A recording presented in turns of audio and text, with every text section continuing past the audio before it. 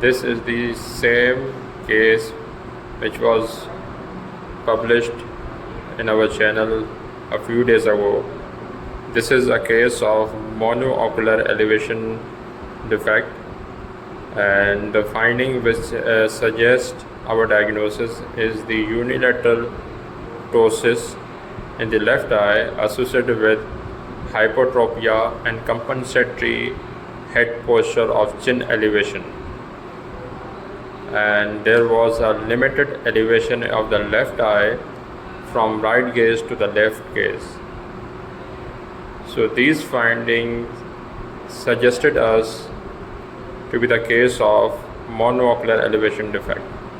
In this case, there is a combination of true as well as pseudotosis, clearly seen while covering the right eye. The left eye tries to take up the fixation with the elevation of the left upper lid, but the extent of elevation didn't match with the elevation of right eyelid, which make us to think about it is a combination of true as well as pseudotosis.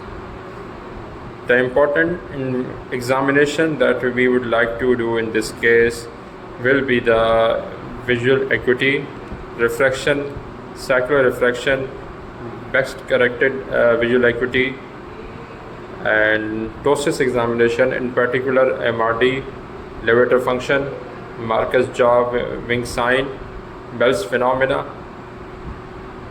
And another important examination that is must in this case is forced induction test, which is also well known as FDT.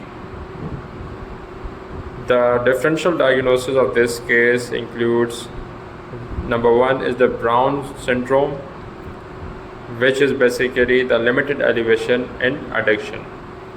But in our case, there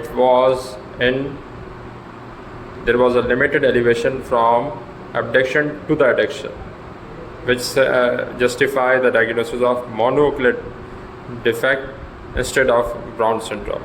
The second is the congenital progressive external ophthalmoplegia. The third, congenital fibrosis of extraocular muscles. And the fourth is the congenital third nerve palsy. So the diagnosis more likely suggests to be a monoocular elevation defect. Monoocular elevation defect is basically a type of congenital cranial nerve disinnervation defect, which is sporadic in nature, having no any confirmed genetic association, and it is of basically three types.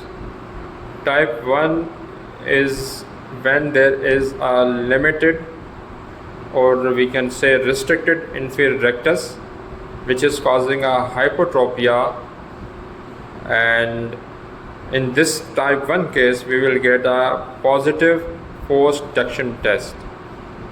So the management of this type 1 will be inferior rectus recession. In this way we can treat the cause and relax the inferior rectus, which was restricted and causing hypertropia associated with pseudotosis.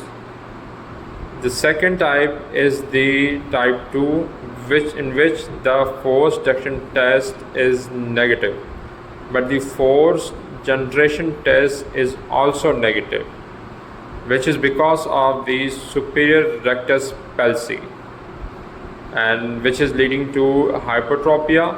And as we know, the globe follows the lids, so maybe a ptosis or pseudotosis.